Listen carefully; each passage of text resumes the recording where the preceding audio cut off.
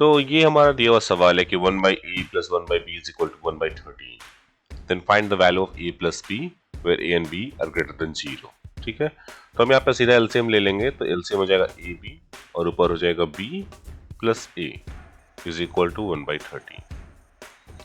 और यहाँ से अगर हम दोनों को क्रॉस मल्टीप्लीकेशन करें तो क्या आ जाएगा, 13b plus 13a is equal to A B. अगर सबको राइट साइड लेके आ जाए तो क्या हो जाएगा, ए बी minus 13b minus 13a is equal to 0. This is the final equation. ठीक है, अब इसमें हम क्या करेंगे कि इसमें 169 हम ऐड कर देंगे और 169 सब्सट्रैक्ट कर देंगे, प्लस माइनस कर देंगे. ठीक है, तो अब क्या हो जाएगा, ए बी minus 13b minus 13a plus 169 minus 169 is equal to 0. Clear है यहाँ तक? इसको ऐड किया, इसी को सब्सट्रैक्ट कर दिया, 0 कोई कुछ हमने ऐड किया ना सब्सट्रैक्ट किया, 0 ऐड किया, और 0 तो किसी में भी ऐड कर ही सकते हैं. अब यहाँ पे b कॉमन ले लेंगे. जैसे यहाँ b कॉमन लेंगे क्या हो जाएगा, b ब्रैकेट के अंदर a माइनस 13.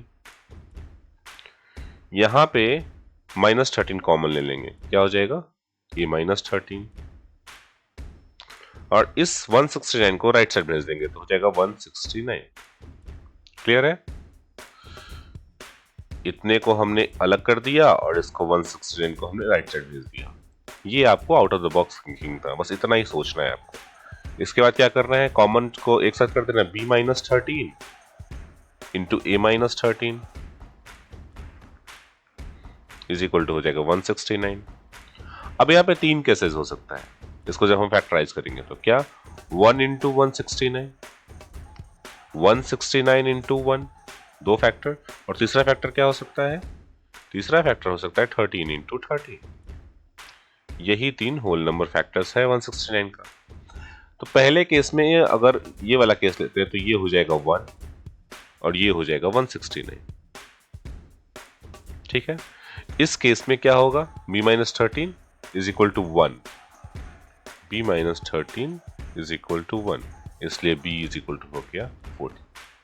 ठीक है, similarly a minus 13 is equal to 169, then a is equal to हो जाएगा 172. क्लियर है? नहीं 182. 182. अब सिमिलरली दूसरा ऑप्शन देख लेते हैं. ठीक है, अच्छा हमें फाइनली निकालना क्या है, a प्लस बी. तो यहां से a प्लस बी क्या हो जाएगा, a प्लस बी हो जाएगा 196. ठीक है, केस 1 में ये हो गया. केस 1 क्या है, 1 और 169 को जब हम लेते हैं तो. अब केस 2 में जब हम 169 और 1 को लेंगे तब भी आंसर सेम ही हो जाएगा, बस इंटरचेंज होते a plus B is equal to फिर से 196 आ जाएगा. क्लियर है? अब देखो, अब यहां से एक तीसरा केस है, केस 3. जब ये दोनों 13-13 हो जाता है, मतलब a minus 13 is equal to 13, यानी a इज इक्वल टू हो जाएगा 26. Similarly b is equal to हो जाएगा 26. दोनों को ऐड करेंगे तो क्या हो जाएगा 52. तो 2 पॉसिबल वैल्यूज हैं. a plus B is equal to हो सकता है 196 या फिर a plus B is equal to हो सकता है 26. These are the 2 possible values of a plus B. Clear है?